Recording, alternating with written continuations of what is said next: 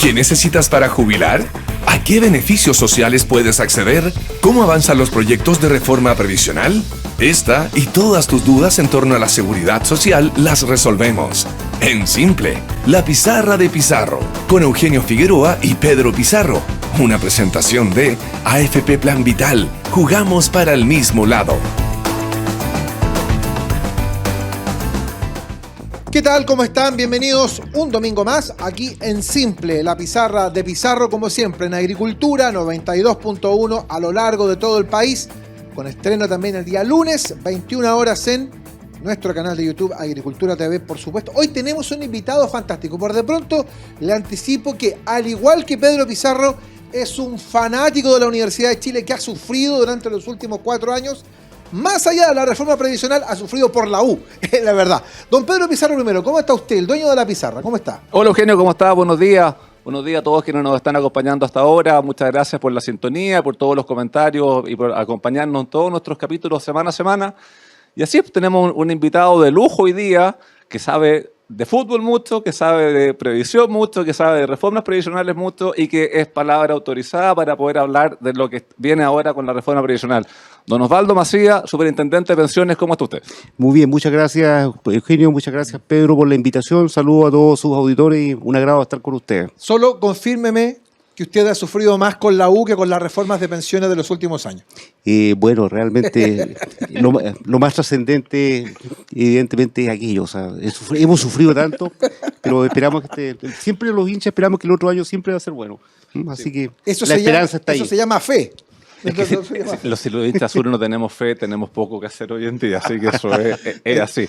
Eso sí. ¿Cuánto tiempo lleva Osvaldo como superintendente?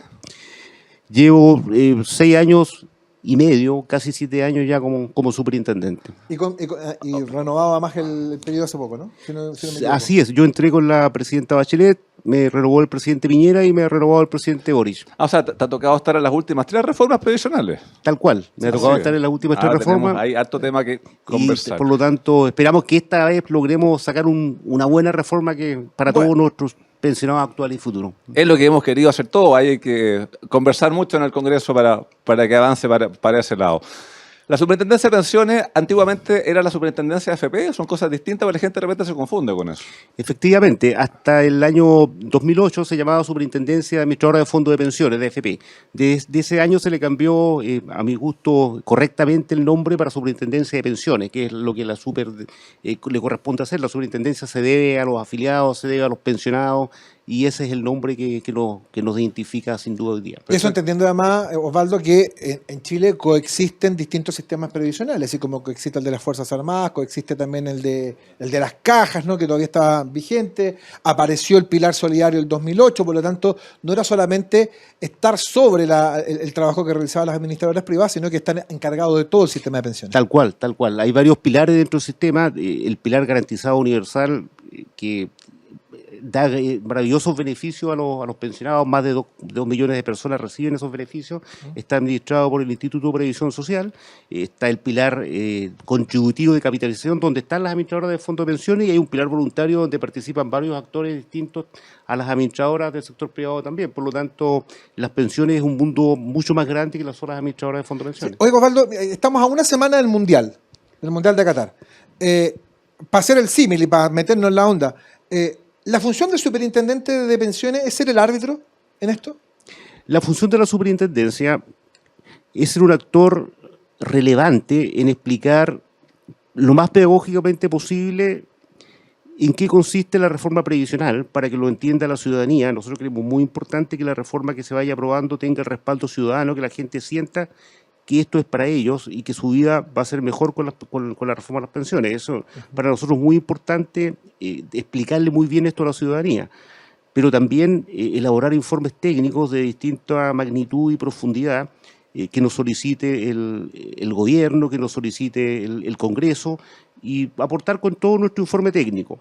Los temas políticos no son nuestros, son de la autoridad que está a cargo, de los ministerios y por supuesto del Congreso Nacional. Ahí se va finalmente resolver la reforma. Esta es una conversación muy amplia que tienen que sostener y con mucha altura de mira el gobierno con el Congreso, y la superintendencia tiene que estar disponible para apoyar con todos los informes técnicos que se le requieran para entregar más información que ayude a tomar buenas decisiones. Nosotros no intervenimos en el ámbito político, sino que en lo técnico. Es un rol técnico Es un rol y en ese técnico. sentido es neutral, claramente. Exactamente. Somos neutrales, pero no somos neutrales con las personas. Nosotros creemos que hay que aprobar una reforma previsional. Evidentemente, la reforma previsional que se acuerde es responsabilidad del sistema político, pero nosotros aspiramos a que se apruebe una reforma previsional durante este gobierno y que la vida de la gente que está jubilada hoy día y la que se va a jubilar próximamente sea mejor que la que tienen hoy día. Eso es lo que nosotros aspiramos. Perfecto. Antes de entrar al detalle de la reforma, la superintendencia tiene oficinas en todas las regiones. Si una persona está disconforme o tiene alguna duda respecto de su administradora de fondo de pensión, respecto de la AFC, que también está bajo la regulación de la superintendencia, ¿cómo se dirige a la superintendencia para poder presentar un reclamo, una felicitación, una sugerencia para el sistema? Bueno, nosotros tenemos una estrategia de omnicanalidad. Tenemos disponibles para las personas nuestra página web con formularios simples que las personas pueden llenar para los fines que estimen pertinentes. Tenemos call center para quienes quieren llamar por teléfono a la institución. Tenemos videollamadas, las personas pueden agendar reuniones telemáticas con nuestros analistas y se les da una hora y un día determinado para que lo hagan y tienen una persona frente de ellos que les ayuda.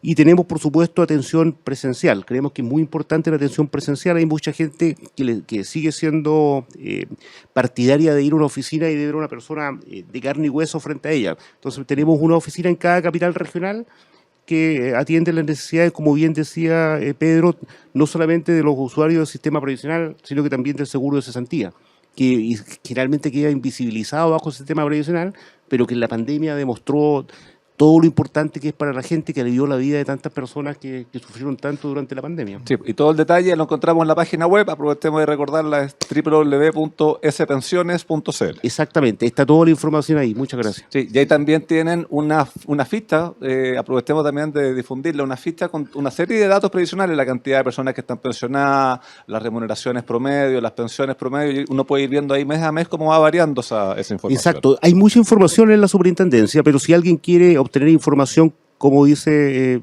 Pedro, muy simple y muy útil y muy completa, hay una ficha que se actualiza mes a mes del sistema previsional y otra del seguro de cesantía. Están todos los datos básicos y claves ahí. Entonces se les recomienda que ingresen a la página web de la superintendencia y bajen esas dos fichas y van a estar muy actualizados de lo que está pasando con los sistemas. Fíjese, Osvaldo, estamos conversando con Osvaldo Macías, el superintendente de pensiones, que quizá la institución no tenía un nivel de conocimiento tan importante como el que sí llegó a tener en virtud de lo que usted decía, del tema de la pandemia.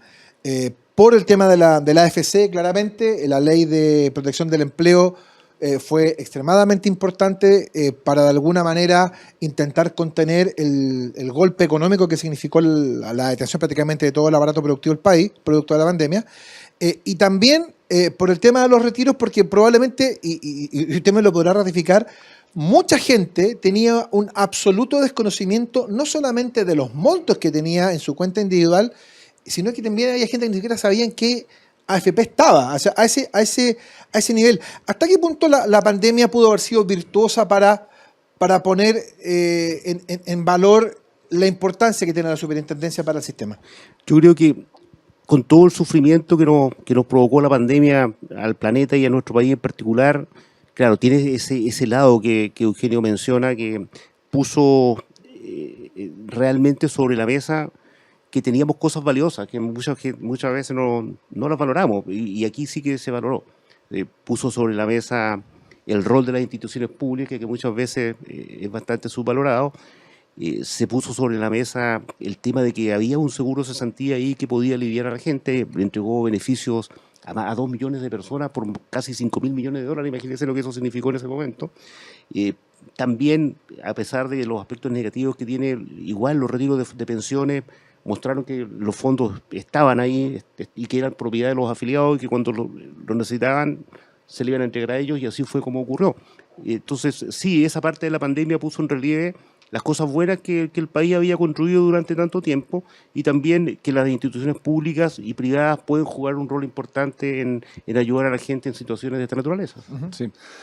Bueno, entremos a la reforma. Osvaldo, te ha tocado participar o estar presente en las últimas 3 intentos de reforma previsional. ¿Hay algún punto en común que en los últimos 3 textos de reformas previsionales que se han ingresado? Claro que sí. Yo creo que hay puntos en común importantes, más de lo que uno pensaría. De hecho, cuando yo hablo con gente que vive fuera del país, se sorprenden porque ellos creen que todo es división, pero cuando yo le digo en qué estamos consensuados, realmente se sorprenden. El consenso, por ejemplo, yo creo que más importante que hay es que hay que subir el ahorro, que hay que aumentarlo, y que debe ser con cargo al empleador, y que está en torno al 6% y que debe ser gradual. Las 3 reformas han considerado eso.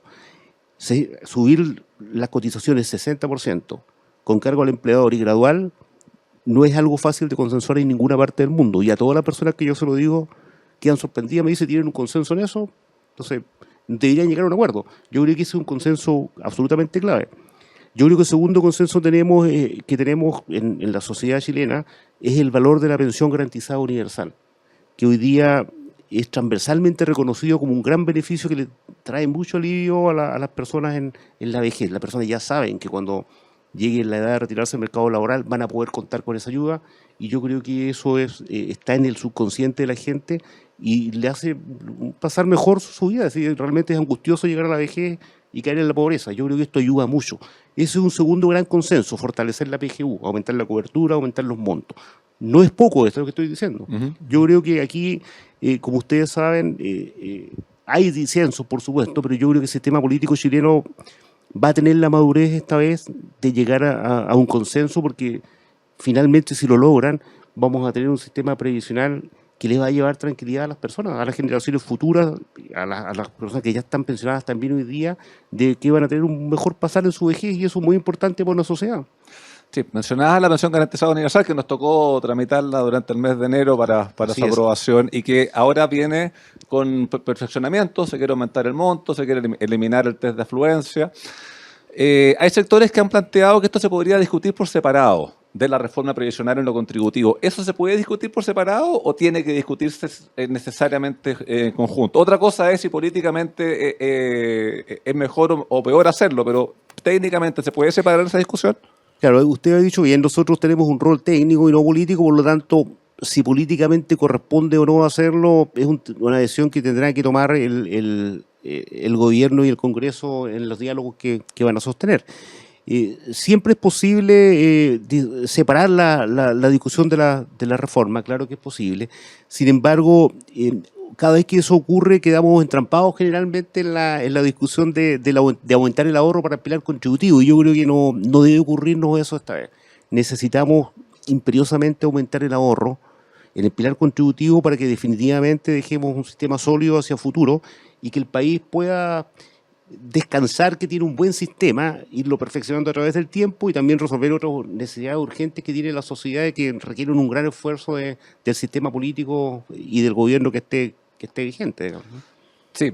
Te lo preguntaba también porque yo creo que ese va a ser un punto que no va a tener mucha discusión. O sea, yo creo que mejorar beneficios, mejorar cobertura, pocas personas se van a oponer.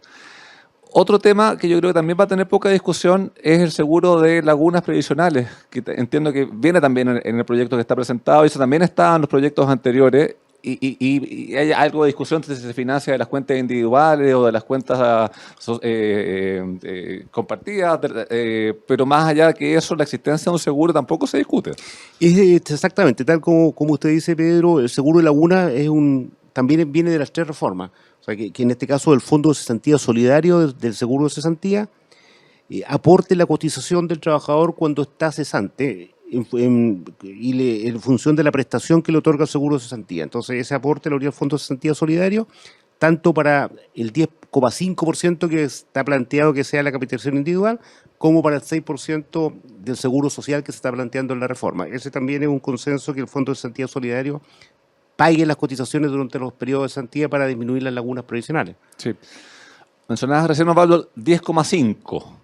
Entiendo que eso está porque se cambia la forma de cobrar comisiones, pero si pudiésemos explicar simplemente por qué va a subir de 10 a 10,5 la cotización del trabajador. Claro. Hoy día lo que los trabajadores pagan como comisión a su administradora de fondos previsionales es un porcentaje que se descuenta de su salario.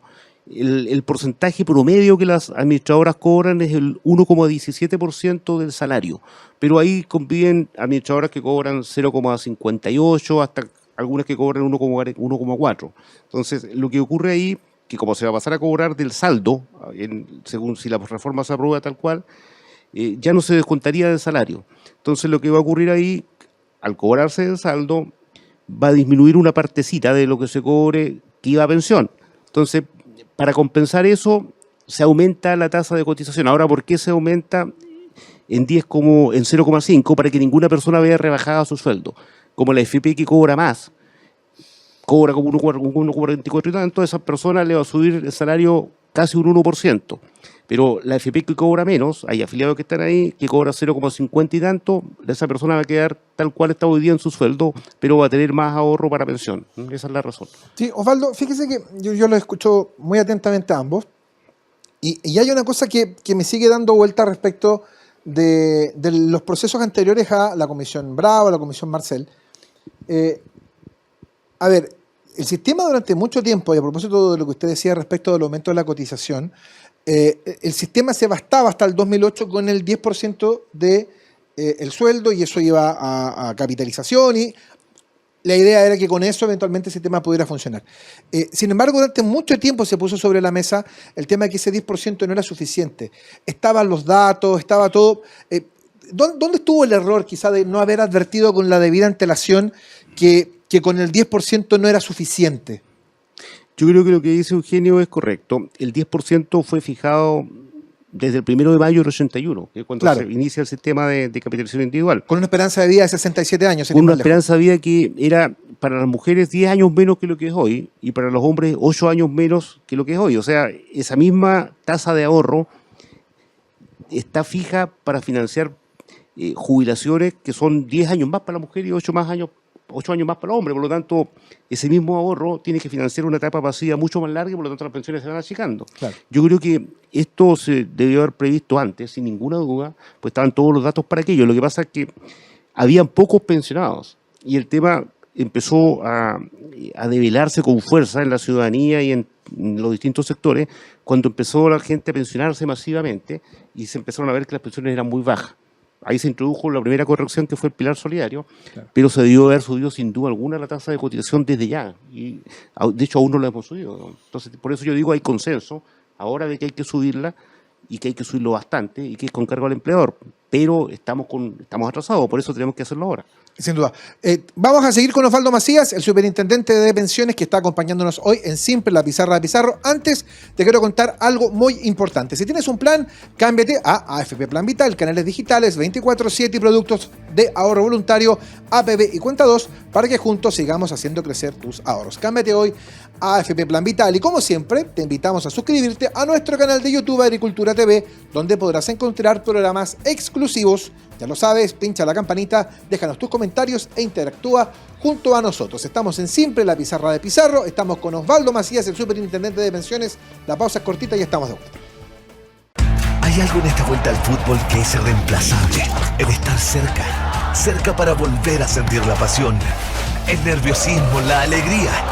Y cerca para volver a celebrar todos esos pequeños y grandes triunfos. Por eso en AFP Plan Vital queremos ser parte de tus triunfos, con la asesoría que necesitas para que llegues a tu meta. Tenemos 40 años de experiencia administrando fondos, tus ahorros, experiencia 100% digital, y Cuenta 2 y APB con la menor comisión del mercado. AFP Plan Vital. Jugamos para el mismo lado.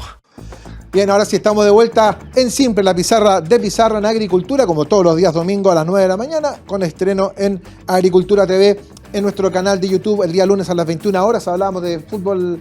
Pedro quiere que gane Alemania, el Mundial. Que tengo una abuela alemana, pues entonces cuando Chile no está, uno tiene que buscar el segundo equipo para los mundiales. Le prometo que no queda registrado, Osvaldo. ¿Quién va a ser el campeón del mundo con usted? Brasil. Brasil, ¿ah? Me gusta mucho el juego brasileño. Pero a mí me gustaba el Brasil de los 80, parece que jugaba fútbol, ahora es un equipo europeo, Brasil. ¿Y Eugenio? De los 82, era extraordinario. Y Uruguay, viejo, Uruguay va a ser la sorpresa, viejo. Sí. No, pero no estamos hablando de fútbol, estamos con el árbitro del tema de las pensiones, en este caso, don Osvaldo Macías, el superintendente de pensiones. Estábamos hablando respecto de la reforma, de las reformas y de los puntos en común que tienen las tres. Sí. Teníamos un punto en común, que se suben 6 puntos de cotización de cargo al empleador. En lo que se difiere es a qué se destinan esos 6 puntos. Si pudiéramos, Osvaldo, contarle a las personas que nos están escuchando hasta ahora, ¿qué es lo que se está proponiendo ahora por el gobierno en esta reforma? ¿Qué va a pasar con estos 6 puntos de cotización adicional? Esto es bien importante explicárselo a los auditores, porque hay bastante información y me gustaría ser lo más preciso posible. El 6%, que es de cargo del empleador, se va a ir a un fondo que se denomina Fondo Integrado de Pensiones o Seguro Social. Este Fondo Integrado de Pensiones o Seguro Social va a otorgar beneficios intra e intergeneracionales a las personas. Me detengo en la primera parte, los intra y después pasamos a los inter. Lo primero es que este 6% va a ir claramente registrado en una cuenta personal de las personas. No es que esto no se va a ir al Triángulo de las Bermudas, sino que va a ir a una cuenta personal, donde se va a ir registrando mes a mes, tal como lo pueden ver hoy día en sus cartolas, con su 10%, dónde está ese 6. Entonces, ¿qué va a ocurrir ahí? Supongamos una persona que gana 1 millón de pesos. Una persona que gana 1 millón de pesos, si el sistema está en régimen, el empleador le va a aportar el 6%, 60.000 pesos. Bien, llegan esos 60.000 pesos. ¿Qué tiene que hacer este administrador previsional autónomo?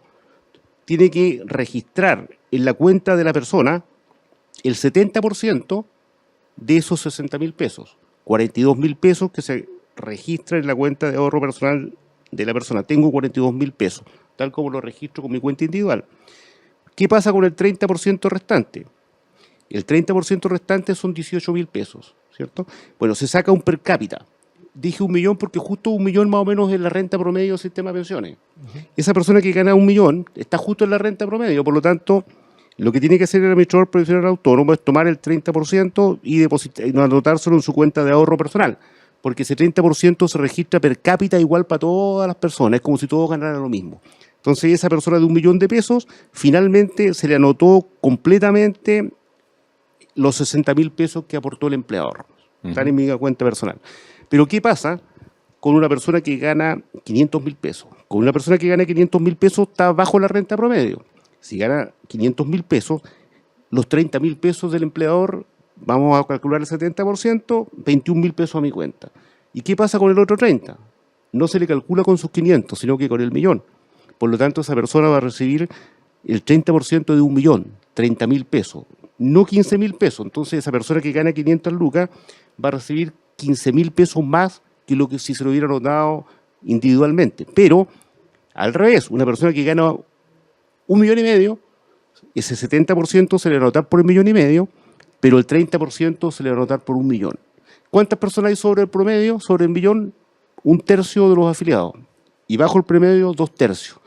Ese 1/3, por ese 30%, va a estar subsidiando a las personas que ganan bajo el promedio por ese tercio. Van a recibir dinero, pero al valor promedio de los salarios. Pero todo va a estar anotado en un registro personal. Ese es el primer beneficio. Perfecto. Cuando tú hablas, Osvaldo, de que está anotado, a mí me suena muy parecido a una cuenta nocional. ¿Es eso o es algo distinto a una cuenta nocional? Es una cuenta nocional, efectivamente. Va a estar anotado ahí. ¿Y qué va a otorgar ese registro personal? Va a otorgar pensiones de vejez, invalidez y sobrevivencia cuando la persona cumple la edad legal, igual que hoy día. Está en esa cuenta nacional, pero está respaldado por activos, porque el fondo colectivo está invertido en el mercado de capitales, tal cual está invertido hoy, el 10% hoy y el 10,5% mañana. También va a estar invertido, va a haber un respaldo en activos que va a tener, de los cuales van a ser dueños todas las personas que tienen estos registros de ahorro personal. Ese es un beneficio. Ahora, perdón, ¿esto se parece mucho a la administradora privada? Se parece bastante porque el ahorro de las inversiones está efectuado profesionalmente en el mismo tipo de inversiones, con una lógica de inversiones diferente, porque es distinto, pero también supervisado por entidades especializadas y con registros personales, en el cual la persona va a poder ver cada mes cuánto de las lucas que su empleador depositó le corresponden. La diferencia con la capitalización individual es que tiene componentes solidarios, por lo tanto hay personas que sobre todo las mujeres y las personas de ingresos más bajos, que van a recibir más que las personas que se lo hubieran hecho en el sistema de capitalización individual. Sí. Y si la persona fallece antes de pensionarse, ¿qué ocurre con esta anotación de este 6%? ¿Se le entrega a los herederos igual como el otro 10% o tiene un tratamiento distinto ahí? Si la persona fallece antes de la edad legal, hay que ver si hay beneficiarios. Igual que en el sistema de hoy día, son los mismos beneficiarios. O sea, los cónyuges, convivientes civiles, hijos hasta 18 años o hasta 24 años si es que están estudiando. Si no hay ninguno de ellos, los padres, si son causantes de asignación familiar. Y hay pensiones de sobrevivencia en ese caso. Entonces, opera la pensión de sobrevivencia y lo que la persona alcanzó a acumular en su registro, que va a estar ahí anotado y contabilizado, la persona va y solicita a este administrador profesional autónomo las pensiones de sobrevivencia. Además, va a ir a la pensión de capitalización individual, también le van a dar su pensión de sobrevivencia, va a sumar las dos pensiones, si le corresponde PGU también va a tener la PGU y la persona va a tener, por lo tanto, una pensión final que se compone del componente individual, del componente colectivo, de la PGU, bueno, y si tiene ahorro voluntario, también del ahorro voluntario. Perfecto. Esperemos que no, nos tocó vivir varios procesos parecidos. Si se llegase a aprobar un nuevo retiro del 10% de los ahorros y estuviese esto vigente, ¿se retiraría respecto de todo del 16? No, los retiros, espero que no se concreten, se retiraría del componente de capitalización individual, del 10,5 mañana, si es que se aprueba como está, y del 10 hoy día, pero no podría ser retirado de acá porque está en un fondo colectivo. Ya. Entonces, lo que sí, el proyecto considera un autopréstamo, sí, por si Sí, acaso. es que a eso iba también, porque también saltó a la mesa la idea del autopréstamo, que si mal no recuerdo equivale, me parece, al 5% del saldo, y que eventualmente implicaría devolverlo en un determinado plazo con una cotización, me parece, de 2 puntos más respecto del sueldo. ¿Eso es lo que detalla el proyecto o Tal por lo cual. menos lo que se ha comentado? Tal cual. El tema acá es reconocer una realidad. Reconocer una realidad. La realidad es que las personas valoran poder disponer de una parte de su fondo en situaciones de necesidad. Ojalá que nadie lo usara y que quedara para pensiones. Pero lo que considera el proyecto es que las personas tienen situaciones de necesidad. Entonces el autopréstamo es un 5% de lo que la persona tiene acumulado en su cuenta individual, el 10,5%, con un tope de 30 unidades de fomento, poco más de 1 millón de pesos.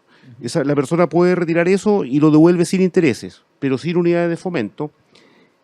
¿Cómo lo devuelve? Cuando cotiza obligatoriamente, se le va a aplicar una sobretasa de 2% del salario, hasta que en algún momento el préstamo se devuelva. Siempre puede haber solo un préstamo vigente. Si termina el préstamo de pagarlo, puede tomar Puede pedir otro. Sí, exactamente. Sí.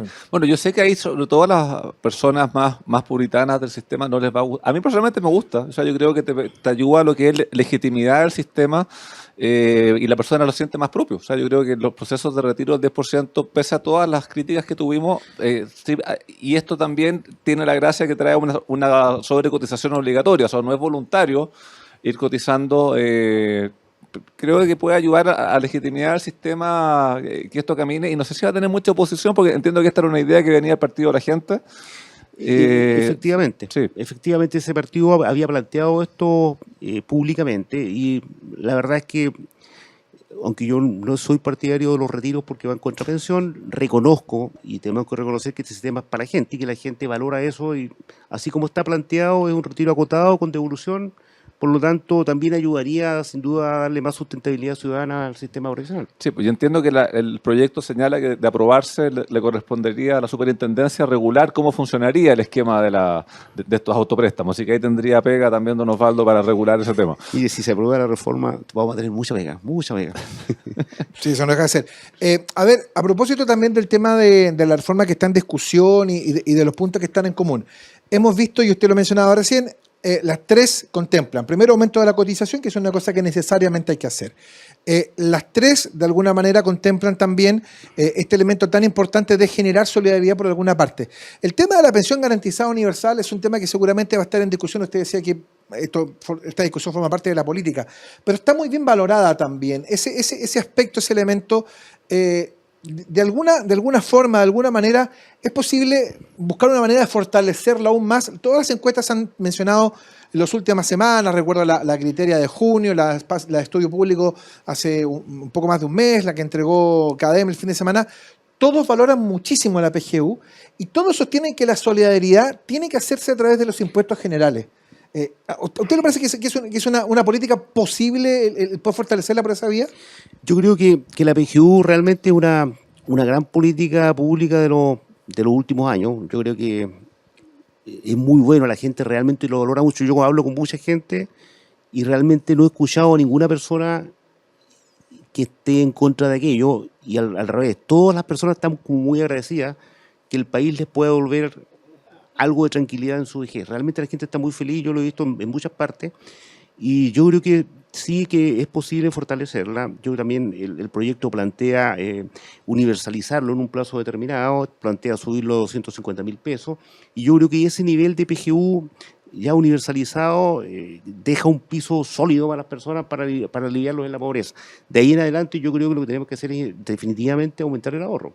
Sí. Cuando hablas, Osvaldo, de universalizarlo, entiendo que es, bueno, se elimina lo que es el test de afluencia, el tema de dejar el 10% más rico excluido de la PGU, eso es lo que viene modificado ahora. Eso es, efectivamente. Lo que permanecería serían estos límites inferiores y superiores. O sea, la persona que gana más de 1 millón de pesos, un poquito más, no es exactamente eso, pero un poquito más de 1 millón de pesos no tendría derecho a esto, y la persona que está entre 660 y 1 millón de pesos tendría una proporcionalidad en el monto del beneficio. Ahora, ¿cuántos son esos? O sea, ¿cuántas personas en Chile tienen una pensión sobre un millón? No me dé la cifra exacta porque tengo súper claro que no, pero más o menos. Son muy pocos. Las pensiones que están en ese rango es menos del 5%. Es muy pocas, son muy pocas personas. ¿Y tiene sentido excluirlo, siendo una cantidad tan menor de personas? Yo creo que eso es una discusión que se tiene que dar en el mundo político. Todo tiene un costo, digamos. Este es el tema del costo fiscal de llegar ahí. Pues sabemos que el país tiene muchas necesidades. Sabemos que hay una reforma tributaria, entonces que tiene que combinar distintas cosas. Entonces, ahí el mundo político, incluido el gobierno, por supuesto, tienen que calibrar dónde va cada lugar. Entonces, sí, porque ahí, claro, ahí va a haber una opinión más personal, pero yo creo que si ya se va a avanzar para allá, yo avanzaría a un esquema casi automático, con requisitos de edad y años de residencia en Chile, con una posibilidad de que renuncien más o menos fácil. Sé que es un tema de recursos, porque involucra meter más gente, pero creo que simplificaría mucho el tema. Lo dejo ahí como a título de opinión, que la puedo para efecto de la discusión que viene ahora. Bueno, otro de los puntos que yo creo que va a generar harta motivo de conversación y búsqueda de puntos en común es la separación de industria que vienen dentro del proyecto. ¿Qué tan bien o tan mal funciona la industria hoy antes de entrar a modificarla? Es una pregunta muy, muy buena esa. Lo que es un cambio bien profundo que plantea la reforma previsional, que es separar la administración de cuentas de la administración de fondos. Hoy día ambas funciones están radicadas en las administradoras previsionales.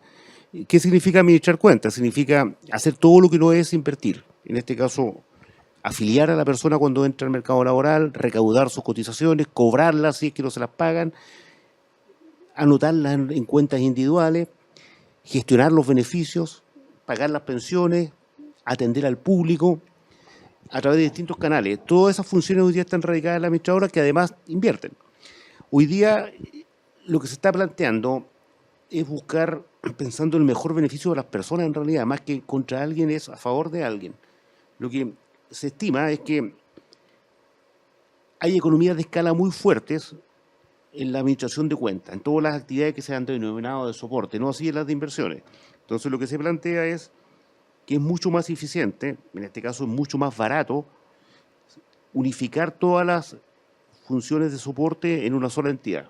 En este caso se propone que sea el administrador público, administrador provisional autónomo de carácter público. ¿Qué es lo que se busca ahí? Abaratar costo y dejar la función de inversiones, que no tiene grandes economías de escala, para competir entre actores privados y públicos. Entre los actores privados, las administradoras de fondos previsionales tendrían derecho para automáticamente, cumpliendo los requisitos de calidad técnica que las tienen, para seguir como administradoras previsionales de fondos. En este caso se llaman IPP. Y IPPA sería el administrador público. Salen las inversiones, que haya competencia pública y privada, pero centralizar las funciones de soporte. Las funciones de soporte, hoy en día se estima que tienen costos que pueden ser rebajados sustancialmente. Y además hay un margen importante ahí que tiene la administradora. Y lo que se está buscando no es contra alguien, sino que a favor de alguien. Buscar la mejor fórmula que el país le puede dar a la gente para que pague menores comisiones. Un ejemplo es la administradora de fondos de cesantía.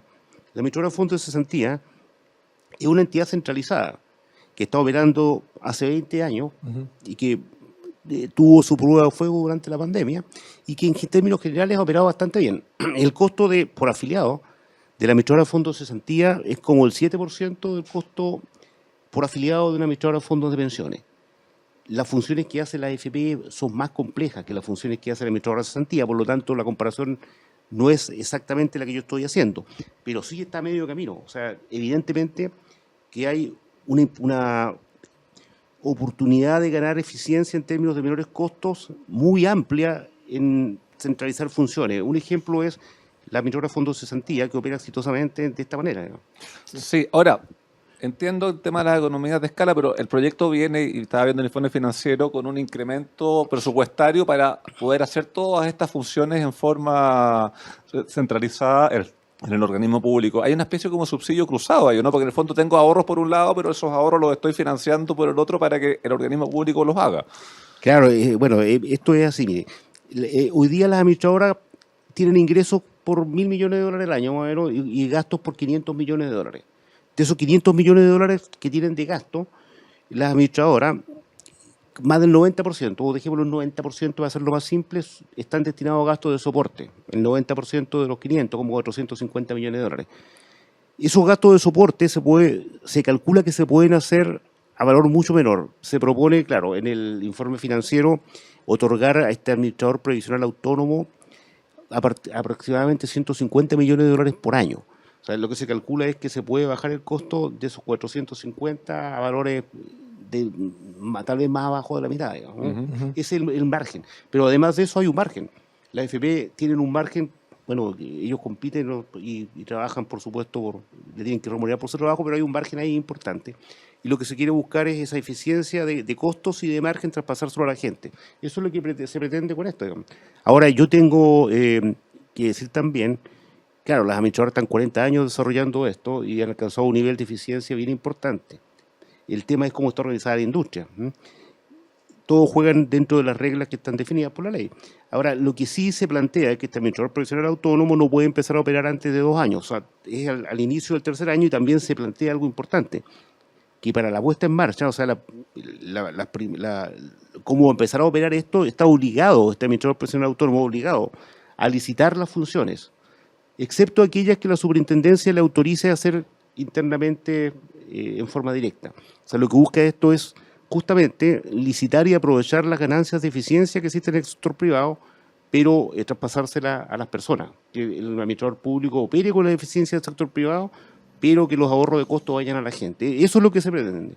Estamos explicando un poco cómo viene la reforma previsional. Estamos conversando con Osvaldo Macías, él es el superintendente de pensiones aquí en Simple, la pizarra de Pizarro. Vamos a marcar una pausa, pero antes te quiero contar que si tienes un plan, cámbiate a AFP Plan Vital, canales digitales 24/7 y productos de ahorro voluntario, APB y Cuenta 2, para que juntos sigamos haciendo crecer tus ahorros. Cámbiate hoy a AFP Plan Vital y, como siempre, te invitamos a suscribirte a nuestro canal de YouTube Agricultura TV, donde podrás encontrar programas exclusivos.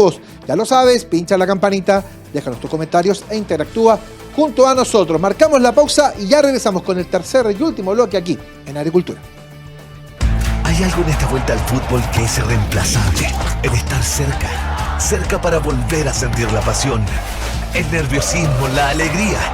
Y cerca para volver a celebrar todos esos pequeños y grandes triunfos. Por eso en AFP Plan Vital queremos ser parte de tus triunfos, con la asesoría que necesitas para que llegues a tu meta. Tenemos 40 años de experiencia administrando fondos, tus ahorros, experiencia 100% digital y Cuenta 2 y APP con la menor comisión del mercado. AFP Plan Vital, jugamos para el mismo lado.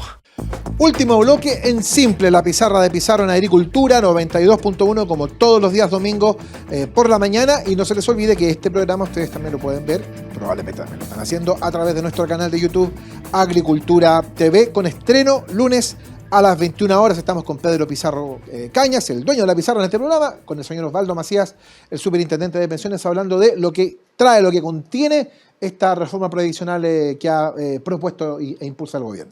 Sí, pues estábamos conversando con Osvaldo y nos ha ido explicando súper claramente, súper en simple, aspectos fundamentales de la reforma que se está discutiendo para que podamos tener una opinión fundada durante la discusión que viene. Estábamos viendo el tema del incremento de los 6 puntos, hacia dónde va, el tema de separación de la industria, lo que se busca con esto. Y hay otros temas más que vienen en la reforma que sería importante irlos comentando. Hoy en día las platas que uno va cotizando se invierten en los multifondos que se crearon hace algunos años atrás, que van desde el A al E. El A y el E son voluntarios, el B, C y D son dependiendo de la edad de cada uno, y la gente puede elegir en qué multifondo está. Y se propone eliminar esto, y lo que yo entiendo es llevarlo a unos fondos generacionales que van a ir actualizando o cambiando su cartera automáticamente dependiendo de la edad que uno tenga, sin poderse uno estar cambiando de un multifondo a otro. ¿Más o menos eso es lo que se está proponiendo? Efectivamente. Los multifondos fue una excelente idea que surgió el año 2002. Las personas hasta ese momento podían invertir en dos fondos, que era el fondo C, que es el fondo balanceado, donde está como la mitad en renta fija, la mitad en renta variable, y en un fondo E, que era un fondo solo de renta fija. Ese fondo E fue creado en una de las crisis mundiales, en que se vio que los mercados se derrumbaron, entonces se creó ese fondo de renta fija. Luego, en 2002, se dio origen a los multifondos, que dividía los fondos de acuerdo a su nivel de riesgo, desde el fondo A, el más riesgoso, hasta el E, el menos riesgoso. Y fue una excelente idea porque permitió, creo que por primera vez, que la gente se acercara más al sistema previsional, empezar a darse cuenta que tiene alternativas, que no es lo mismo estar en un fondo que otro, etcétera. Sin embargo, yo creo que el gran error de los multifondos fue permitir los cambios libres de las personas. Entonces, las personas se podían cambiar de fondo. Casi como el casino, ¿no? Exacto, y el problema ahí surgieron recomendadores de cambios de fondo y que la gente en realidad lo fue siguiendo y empezaron los cambios de fondo muy comunes y muy continuos, que implicaban muy grandes movimientos de cartera. Los fondos hoy día tienen 150.000 millones de dólares después de retirar 50.000 millones de dólares en la pandemia con los tres retiros.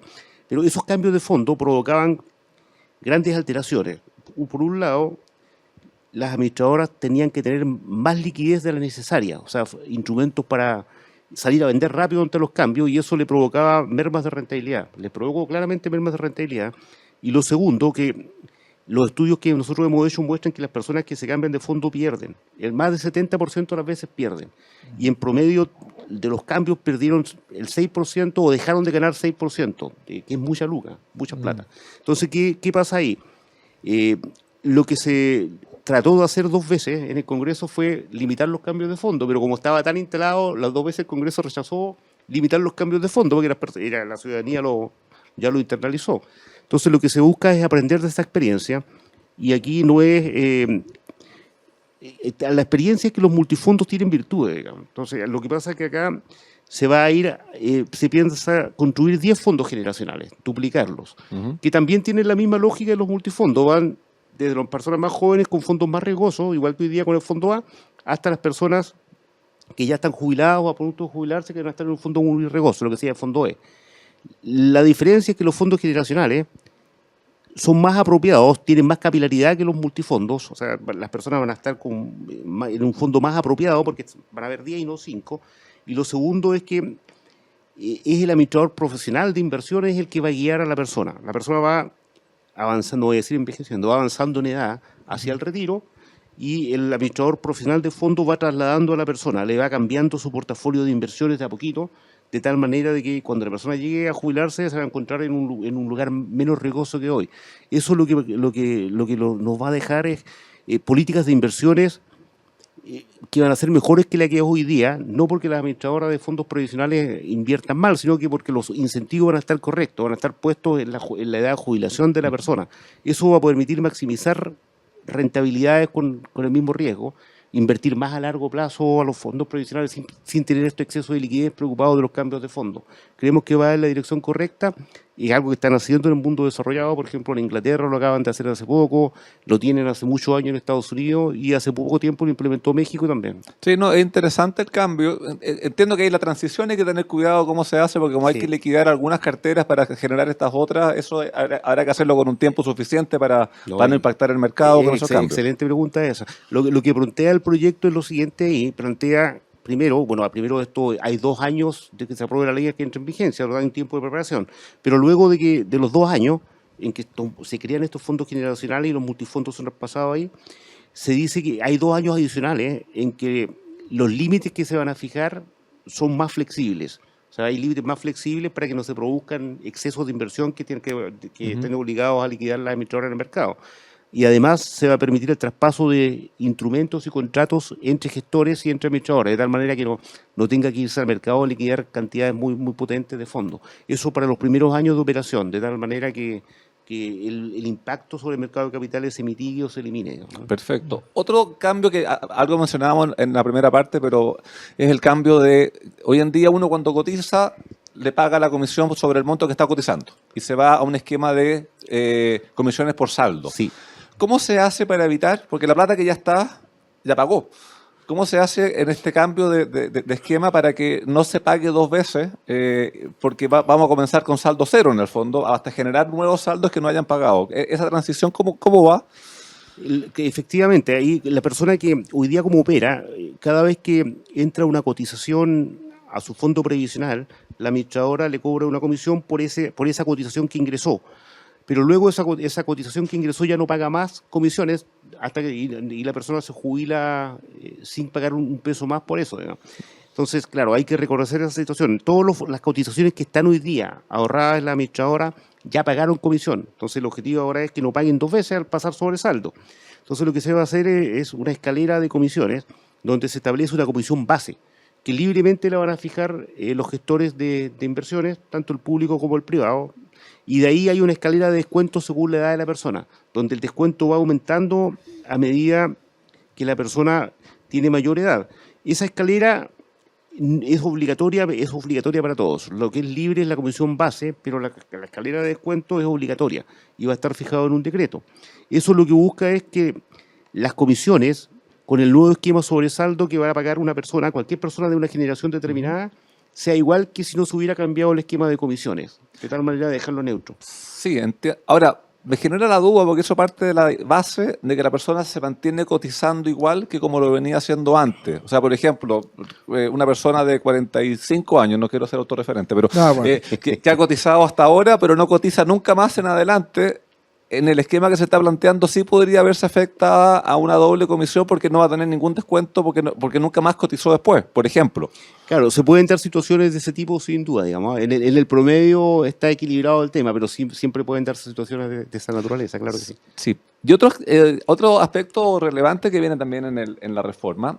Hoy en día existen dos grandes sistemas para pensionarse. Está el esquema de renta vitalicia, que uno contrata con una compañía de seguros de vida, que uno le paga una cantidad fija en UF hasta el día que fallece, y el esquema de retiro programado, que lo pagan las administradoras, que parten en un monto más alto que la renta vitalicia, pero va decreciendo en el tiempo. Se elimina esta opción. No hay más retiro programado. ¿Por qué se elimina? Lo que se ha evaluado ahí es la particularidad que tienen los productos previsionales, que es, efectivamente, tal como dice Pedro, son fundamentalmente dos, una renta vitalicia y un retiro programado. El retiro programado tiene dos desventajas que son importantes para ser un producto de seguridad social. Uno, que no tiene seguro de longevidad, y segundo, que tampoco tiene seguro de rentabilidad, de reinversión. Entonces, si la persona vive más que el promedio, lo que va ocurriendo es que su pensión va bajando, y drásticamente. Si la persona está en un fondo que ha sufrido los embates del mercado de capitales, como ocurrió en los últimos 2 años, por ejemplo, por razones que todos conocemos, entonces ese impacto en inversiones va directamente a impactar su pensión. El retiro programado se recalcula una vez al año y refleja esos aumentos en la longevidad de las personas y el impacto de las inversiones. Y por lo tanto hay dos riesgos muy importantes que las personas cuando están jubiladas en realidad les pega duro y no comprenden por qué les ocurre. Es muy difícil de explicar y más difícil de entender. Entonces, eso no ocurre en la renta vitalicia, porque la renta vitalicia entrega una pensión de por vida al afiliado y sus beneficiarios fija en unidades de fomento. Los riesgos están, pero los riesgos los corre la compañía de seguro, que a su vez tiene mecanismos, capital y inversiones para mitigar esos riesgos y está regulado por la CMF, la Comisión para el Mercado Financiero. Entonces, lo que se prefiere acá es otorgar un producto que realmente otorga una pensión fija de por vida y que la persona no esté más preocupada de los vaivenes del mercado ni de la expectativa de vida. Eso es lo que se busca ahí. Pero sí se reconoce que las personas valoran mucho la herencia. Entonces, por eso hoy día no existe una renta vitalicia con herencia, se está creando un producto que se va a denominar renta vitalicia con herencia. La ventaja que tiene esto es que la persona puede elegir. Entonces, la persona va a ver su renta vitalicia sin herencia, que va a ser 100, y va a haber su pensión con herencia que va a ser 97. Entonces la persona, bueno, va a decir, la herencia tiene un costo, pero también me gustaría dejar herencia. Si está en esa, bueno, va a tomar la renta vitalicia con herencia, pero va a saber que tiene una menor pensión, y viceversa. Entonces, bueno, la alternativa de herencia va a permanecer, pero con el producto de renta vitalicia. O sea, seguramente hicieron el cálculo y salía mucho más barato, entre comillas, probablemente crear o establecer, digamos, una especie de obligatoriedad sobre la renta vitalicia que eventualmente pagar un seguro de longevidad, que en algún momento se discutió si incluirlo o no incluirlo en la última reforma. Sí, se discutió porque todo este tema de las tablas de mortalidad, eso tiene importancia con el retiro programado, no con la renta vitalicia. Entonces se acaba esa discusión con este tema. Ahora, entiendo también que se equiparan las expectativas de vida de hombre y mujer en la reforma que se está presentando ahora, ¿no? Es una muy buena pregunta esa porque, como decíamos antes, las mujeres viven más que los hombres. Hoy día la expectativa de vida de una mujer a los 60 años que le da legal es 30 años. De un hombre a los 65 es 21 años. O sea, las mujeres viven más que los hombres definitivamente, no solo en Chile, sino en todo el mundo. Ahora, ¿qué pasa eso? Que es una buena noticia, pero en términos de pensión significa que en las mismas condiciones, con el mismo ahorro, la misma edad, la mujer tiene una pensión menor, porque financia más años de retiro. Lo que se propone en la reforma de ahora es que todos los beneficios del 6% de este fondo integrado solidario sean unisex, o sea que no haya diferencia ni para hombres ni para mujeres con una sola tabla. Pero para las pensiones del sistema de capitalización individual, del componente de capitalización individual, lo que se propone es calcular las pensiones de las mujeres con la misma tabla de los hombres, pero la diferencia que sea pagada por el fondo solidario. O sea, se elimina esa brecha de género que producen las expectativas de vida, que es una muy buena noticia para las mujeres, y que también estaba en los dos proyectos anteriores. Sí, pues ahí tenemos otra similitud con los proyectos anteriores. Bueno, se nos viene una discusión larga. Yo creo que este tema... ¿Ya fue citado, Osvaldo, a exponer a la Cámara o todavía no? Aún no me han citado, así que si lo hacen, vamos a ir gustosos a nuestra reunión. Sí, porque hay harto tema que discutir. Yo Pero creo mucho, que ahí a nivel de la discusión parlamentaria, el ideal es, no es que uno quiera dar recomendaciones en esto, pero yo separaría temas, porque discutir todo junto a la vez en las mismas sesiones, creo que se puede discutir por un lado el incremento, el destino, la separación de la industria, PGU, son varios temas por separado que se pueden ir dando en la discusión antes de la votación. ¿Cuánto tiempo deberá demorar por la experiencia que hemos visto en las reformas anteriores? Porque la gente me dice, oye, suena muy bonito, pero ¿cuánto nos vamos a demorar en esto? Estamos esperando como 10, 15 años ya. Este es un proyecto de gran envergadura, No es un proyecto de discusión rápida, sin ninguna duda. Y es bueno que se dé una discusión pausada y con todos los elementos sobre la mesa. No voy a dar opinión de brazo porque después se enojan conmigo. Yo no, sí, claro. Ustedes saben, me dijo don Eugenio que soy el árbitro. No creo que se abra tanto, pero no podría decir cuánto tiempo, pero sí es un proyecto muy complejo y que conviene explicar muy detalladamente y analizar muy detalladamente. Bueno, ya nos tenemos que ir, Pedro, si en realidad el programa se ha ido volando. Y eso es parte de lo que queremos hacer acá. O sea, el programa anterior yo di las opiniones mías respecto de la reforma, pero asumí nuevamente mi rol aquí como de conductor para que los invitados vayan contándonos la visión que tienen. ¿Puedo contar en 30 segundos una anécdota que tengo con Osvaldo? Si don Tomás le permite, no tengo problema. Dice que no, pero ya me lo descuenta la próxima semana. Vamos a tener que dejar la anécdota para la próxima vez, porque durante toda la discusión que se nos viene, Osvaldo, estamos acá comprometidos, te vamos a invitar de nuevo durante la discusión porque van a surgir temas. ¿Usted quiere contar la historia de la FC? Quiero contar la historia de la FC, pero la vamos a contar para la próxima vez que esté invitado Osvaldo acá para conversar con nosotros. Osvaldo, muchas gracias por habernos acompañado. O sea, ha sido súper claro y clarificador para una discusión ardua que se viene por los próximos meses. Muy bien.